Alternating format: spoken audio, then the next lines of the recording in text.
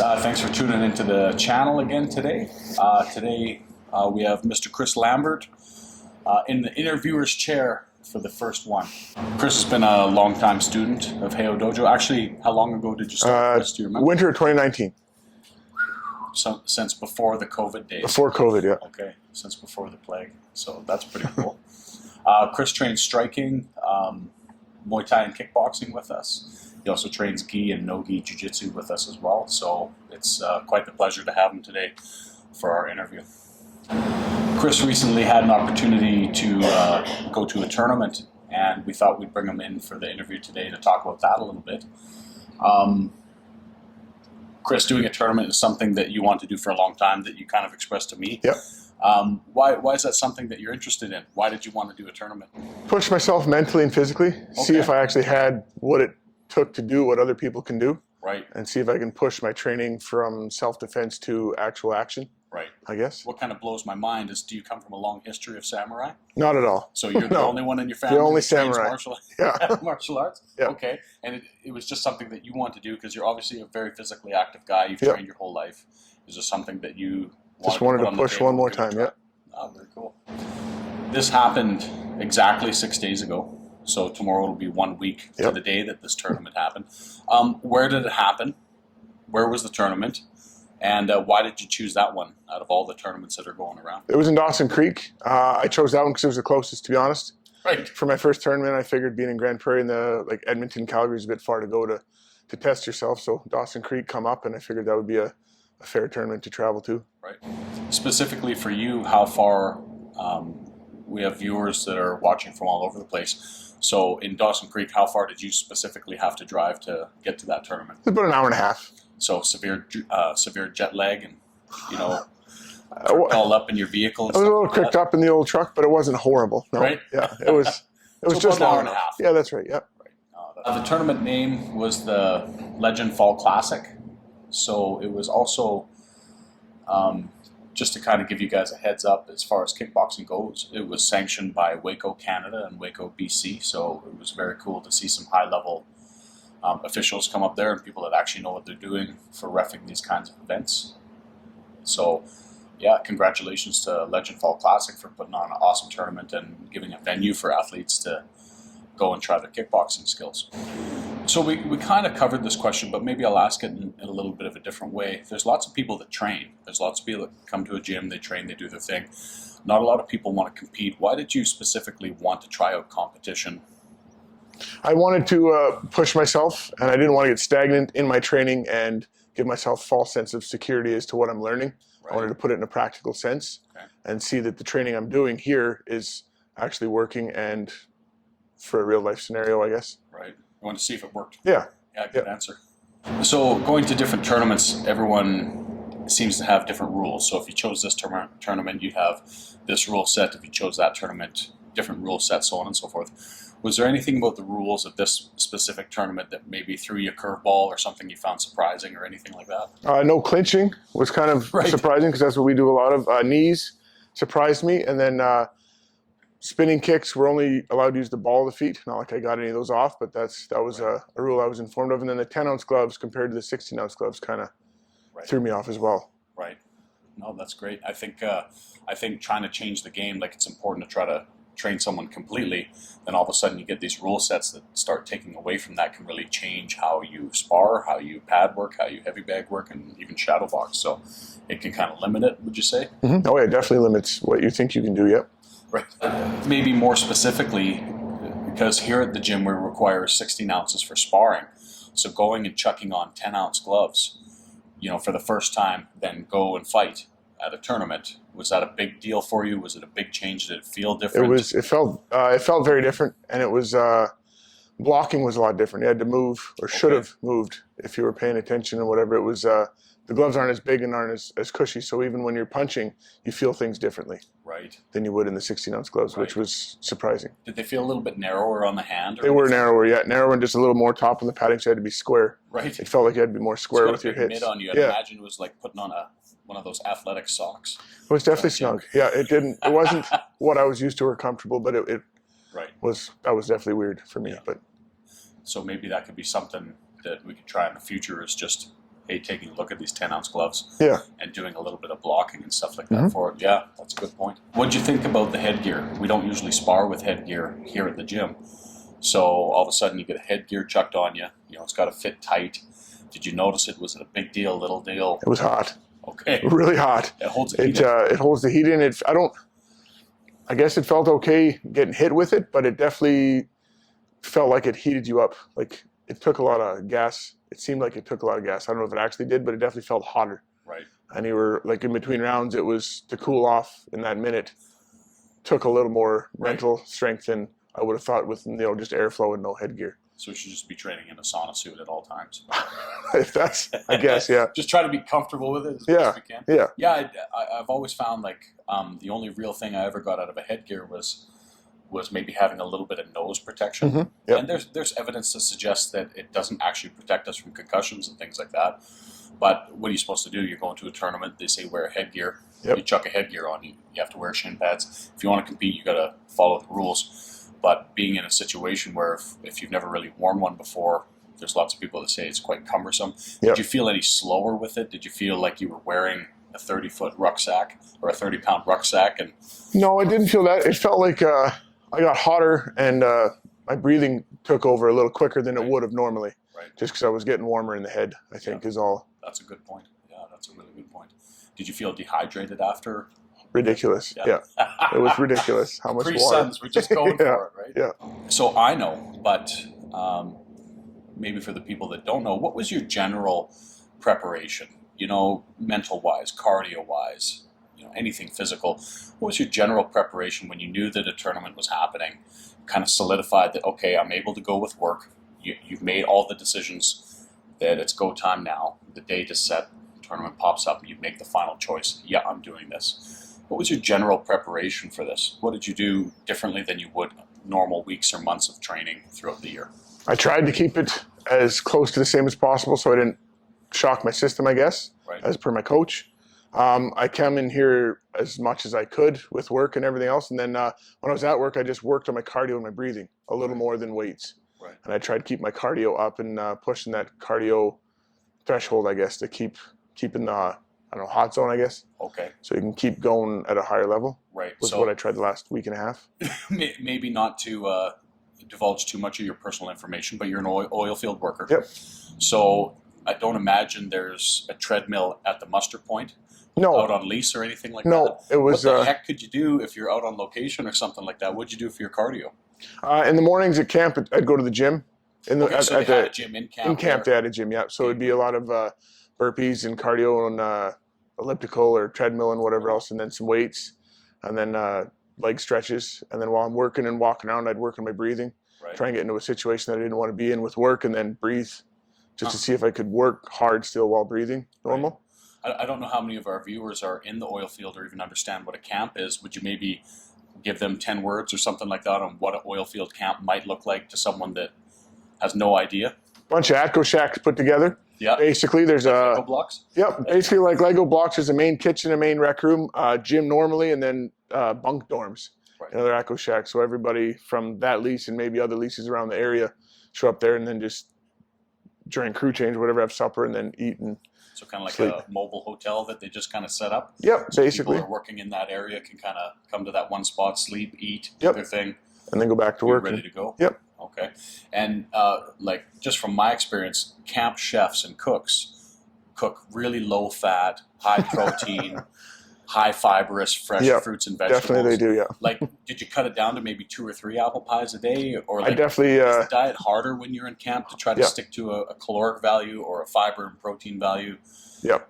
What's that like? There's options there for sure to go healthy, like there's salads and options and whatever, but when you got really good hearty food compared to salad and maybe Right. some lean chicken, it's definitely a hard mental choice to decide Meatloaf. which way you're going, right? But Right. it's harder to stay on point with your diet when you're at camp for sure. But you got the gym and you got choices, I guess, and you push as hard as you can and maybe cut the calories out a little bit if you can't eat as lean as you want. Right.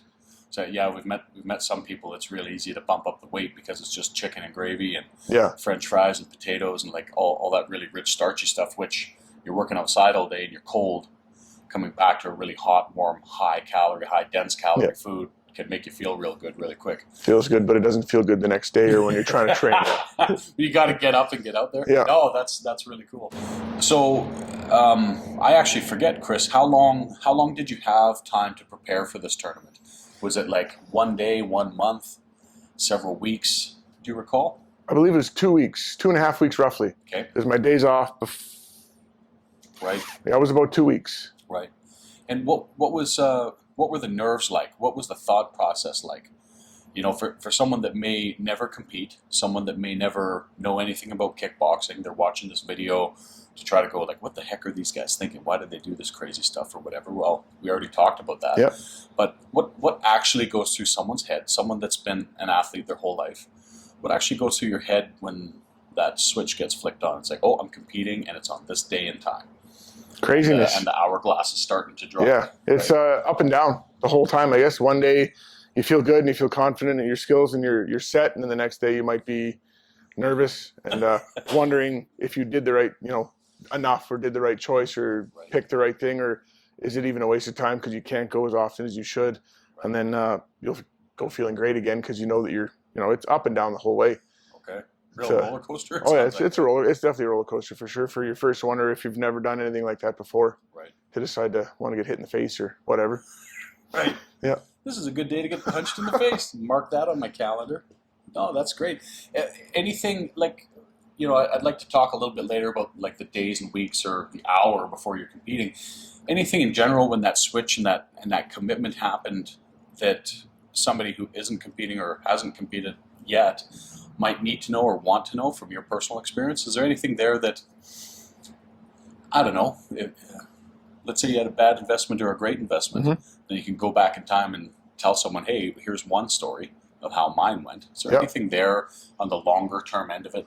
Once you decide something like this, or something like anything like this, I guess, once you decide that's what you want, don't change your mind, or don't let your mind change yourself. Like if you're deciding that I'm going to compete in 3 weeks or 4 weeks, that's what you're doing, and then that's what you're doing. Right. Don't change it, because the nerves are going to come and go as they want anyways. Right. So just let them come in, let them go out, but keep your heart, I guess, set as to what you want. Yeah, and that'll help filter everything else out. Can we use that on a T-shirt? Like that sounded great, man. That's awesome, yeah. So don't change anything when you're going in there, because you can have such intrusive thoughts, and your confidence, which is something that we work on all the time, can just be blasted down to nothing in seemingly seconds. Oh yeah.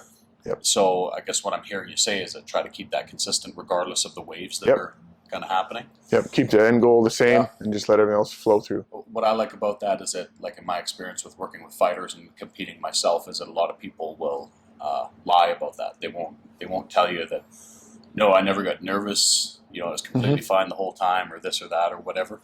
I'd rather just hear the real answer. Yeah. There are a couple freaks of natures out there that don't experience emotions or feelings. We call them psychopaths. Yeah. But it's kind of cool to have that as an example, and thanks for sharing that. I think that's pretty important. Maybe to piggyback off of that question, what was the headspace like, you're entering the event, like the arena?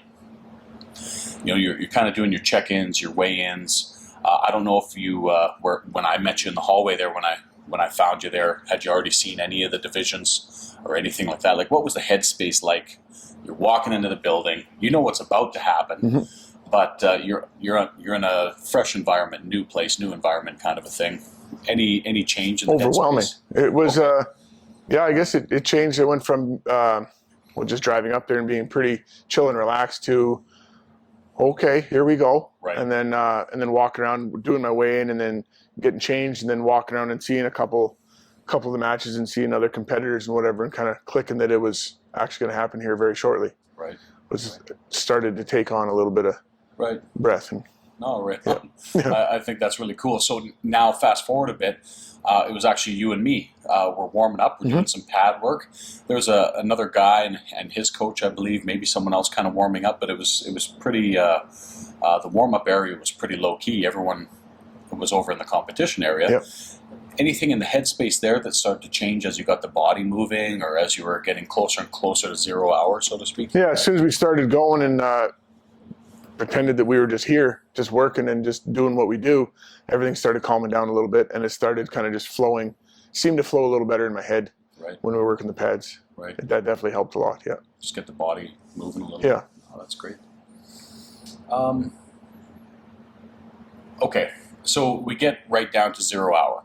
Your name gets called. Go to square three. You're going to be in the blue corner. It's time to put the headgear on and the gloves. How did the first round go? In your opinion, you're in the driver's seat.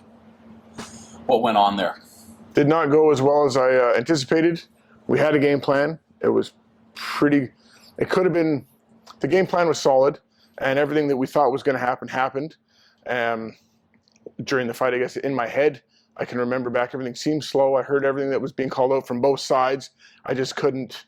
So it seemed slow during it, like right in the middle of it. Right in the middle of it. Like my body wasn't moving slower. It didn't feel like it was moving slow, but taking a step back, I guess in my head, you could kind of see. Yep, the cues were being called, and I was like, understand. I just couldn't. I couldn't find my space to execute some of the cues, and then. Did you know that at the time, or was it just like everything's kind of a blur right now?